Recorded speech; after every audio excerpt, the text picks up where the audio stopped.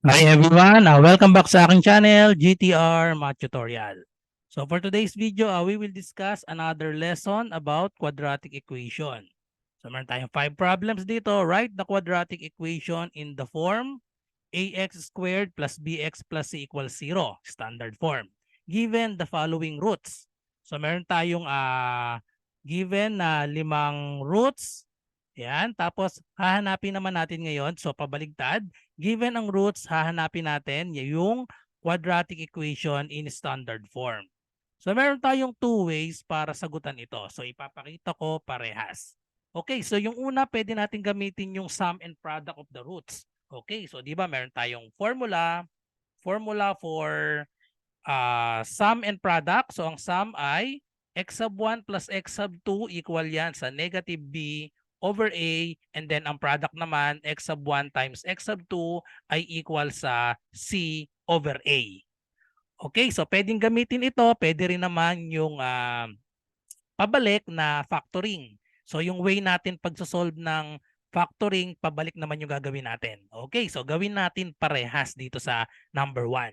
So kung may given tayo na 5 and 8 ang root, so kunin lang natin yung sum. So ano ang sum ng roots natin? X sub 1 plus x sub 2 ay equal yan sa 5 plus 8. So that is equal to 13. And then ang product naman, x sub 1 times x sub 2, multiply lang natin 5 times 8 equal naman yon sa 40. So alam natin na ang sum x sub 1 plus x sub 2 equal yan sa negative b over a. So ibig sabihin kung ang sum natin ay 13, so pwede natin itong lagyan ng over 1. Okay, so pwedeng lagyan ito ng over 1. Tapos itong 40, pwede rin lagyan natin yan ng over 1. And then pabalik tayo. So given yung 13 over 1, yan ay negative b over a.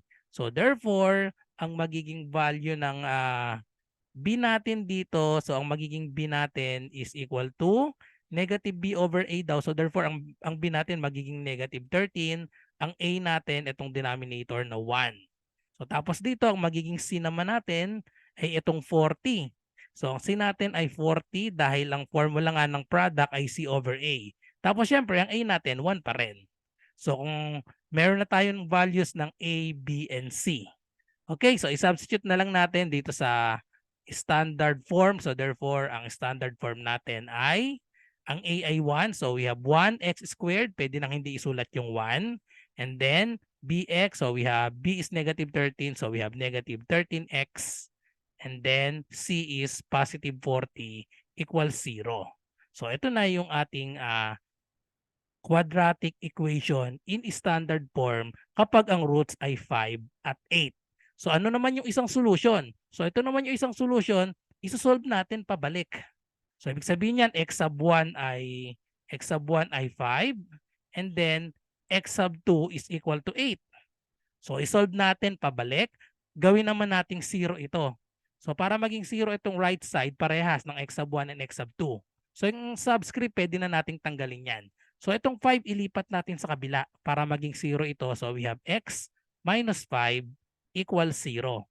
And then ito naman, itong 8, ilipat sa kabila para maging 0 ito. So we have x minus 8 equals 0. So pwede na, tinanggal ko na yung subscript na 1 and 2.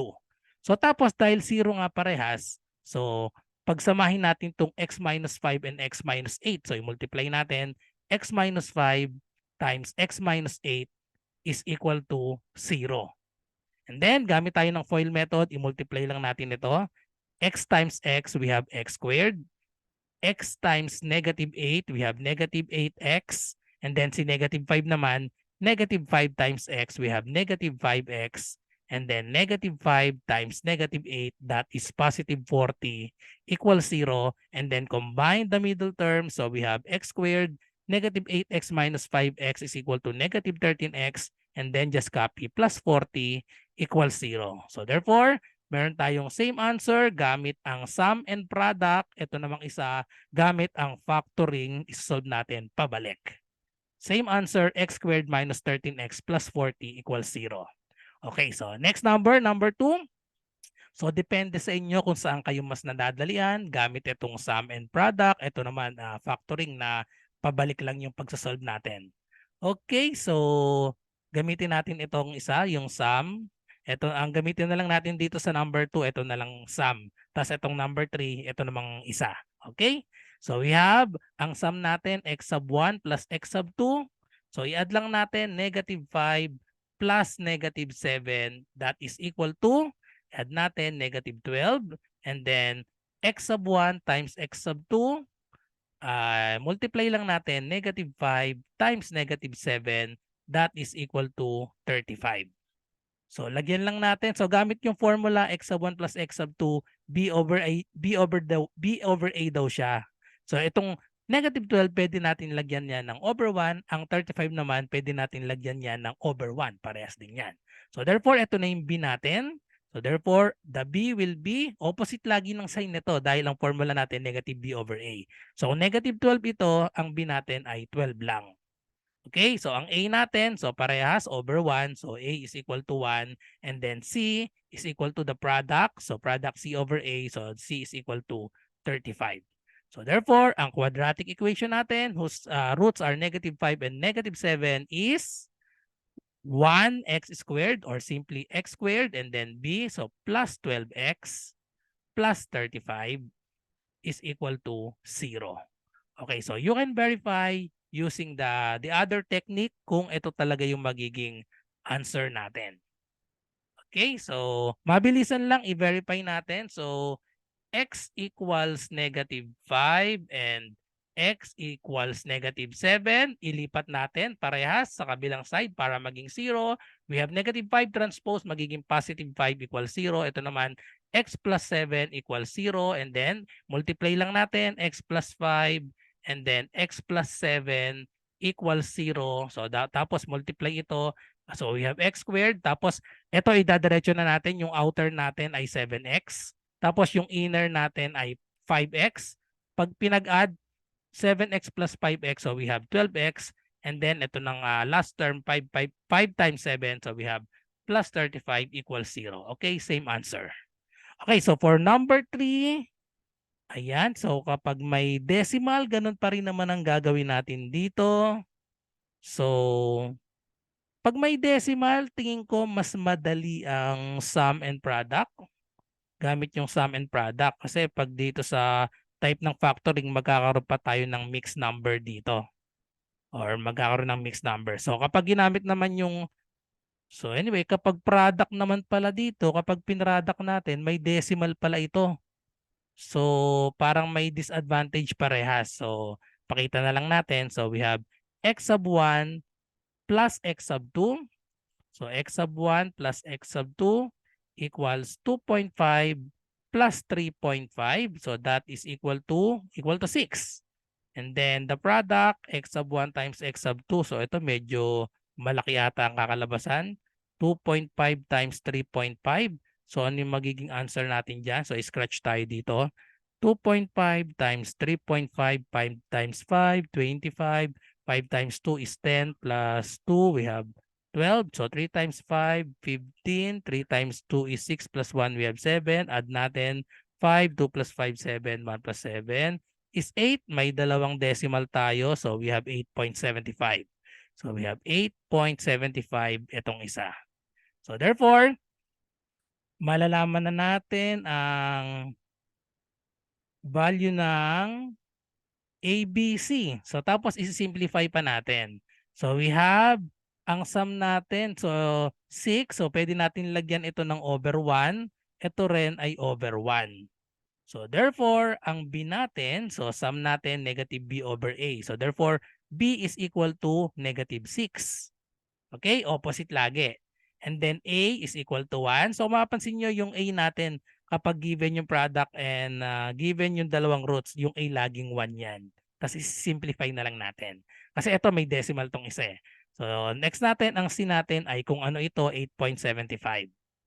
So, simplify natin yan. So, ang equation natin ay yung A laging 1. So, we have x squared. B is negative 6x plus 8.75 equals 0. So kapag ganito, kailangan pag sinabing quadratic equation, ang A, B, and C natin dito karaniwan ay integers. So paano magiging integers yan? Itong 0.75, alam naman natin na ang 0.75, i-convert natin sa fraction yan, that is equal to 3 over 4. Okay? Kasi ang 0.75, ibig sabihin yan ay 75 over 100. Okay? So, 0.75, 7,500. So, tapos, lowest term lang, divide by 25, kaya magiging 3 over 4. Okay? So, tapos, so therefore, ang 8.75 ay equal sa 8 and 3/4. Okay? So, 8 and 3/4. So, tapos, pwede pa nating i-convert natin sa improper. So, 4 times 8, we have 32. Then ipa-plus natin itong numerator 32 plus 3, we have 35 over 4. Okay, so ang 8.75 ay equal pala sa 35 over 4. So bakit ginawa nating mixed number or improper? Para i-multiply natin both sides by 4. Kasi nga pag sinabing quadratic equation, ang A, B, and C natin ay integers dapat. So multiply both sides by 4 para mawala itong denominator natin. So we have 4x squared.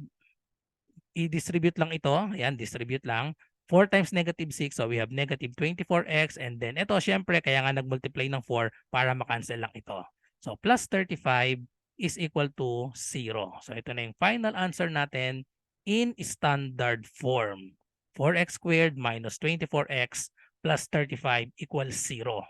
Okay, so ipakita natin yung isang solution kapag naman yung pabaliktad na factoring. So try natin itong number 3, pabaliktad na factoring. So dito ko na ilalagay, burahin na lang natin. So yung mga nanonood sa TikTok, hanggang 10 minutes lang yon. Kaya punta na lang po kayo sa YouTube para sa kompletong solution po nitong 1 to 4. Okay, so 1 to 4 lang isolve natin. Ang number 5 ay kayo po ang magsasagot. Okay, so verify natin ito, pabaliktad na factoring. So x is equal to 2.5 and x is equal to, the other one is 3.5. So therefore, we have x minus 2.5 equals 0. And then itong kabila, x minus 3.5 equals 0. Pero dahil nga decimal, dito pa lang pwede na nating i-convert. Ang 0.5 equal yan sa 1/2. Okay? So therefore, ito magiging 2 and 1/2. Magiging 2 and 1/2. Ito namang 3.5 ay 3 and 1/2. So i-convert natin sa mixed number or sa improper fraction. So multiply lang ito. 2 times 2, we have 4. And then i-add natin itong numerator. So 2 and 1/2, that is 5 over 2. Ito naman kabila, 2 times 3 is 6 plus 1. So we have 7 over 2. So ito ay magiging x minus 5 over 2 equals 0. Ito naman kabila ay x minus 7 over 2 equals 0. And then dito pa lang multiply natin both sides by 2 para mawala tong denominator natin. So multiply both sides by 2. Ito naman kabila, multiply both sides by 2 rin. So therefore, we have 2 times x, so we have 2x, and then cancel out itong 2. So 2x minus 5 equals 0. Ito naman kabila, ganun din, 2x minus, cancel na tong 2, minus 7 equals 0. Pag isahin natin, so we have 2x minus 5, multiply dito sa kabila, 2x minus 7 equals 0. So multiply natin itong first term, 2x times 2x, so di ba ito na yon, 4x squared. And then ito naman, yung outer or yung last term, negative 5 and negative 7, that is equal to positive 35. And then yung outer at inner, i-add natin syempre. Ito yung outer, 2 times negative 7, mako-combine kasi yon. 2x times negative 7, we have negative 14x. Ito namang inner, negative 5 times negative 2x, so that is equal to negative 10x, na kapag in-add natin ay equal sa negative 24x, which is the middle term. Okay? So malinaw na magkaparehas ng sagot gamit ang sum and product na shortcut formula. Ito namang isa gamit ng factoring. Parang mas nadadalian ako dito sa sum and product. Okay? So ito yung factoring. Okay, so burahin ko lang muna to at sagutan natin itong number 4. So for number 4, isa lang ang gagamitin kong technique sa number 4. Kayo na yung gagawa nung isang solution. Okay, so pag ganito naman, pag ganitong parehas fraction, parang mas madali dito, ano? Para sa akin, mas madali kapag fraction itong factoring na lang, pabaligtad na factoring. Pero kung sanay naman kayong mag-add and multiply ng fraction, okay lang kahit ano. So gawin natin by factoring. So x equals negative 5/6 and then x is equal to negative 1/3. So gawing 0, lipat lang sa kabila, change the sign lang. Okay, so we have x plus 5/6 equals 0. Ito naman kabila, x plus 1/3 equals 0. And then multiply lang natin sa denominator para mawala yung denominator natin. Multiply both sides by 6. So ito naman kabila, multiply both sides by 3. Okay, so multiply both sides yan. Okay, so we have 6x. 6 times 5/6. So maka-cancel out lang yung 6. So 6x plus 5 equals 0. And then for the other one, 3 times x, we have 3x. And then 3 times 1/3, syempre maka-cancel yung 3. Matitira 3x plus 1 equals 0.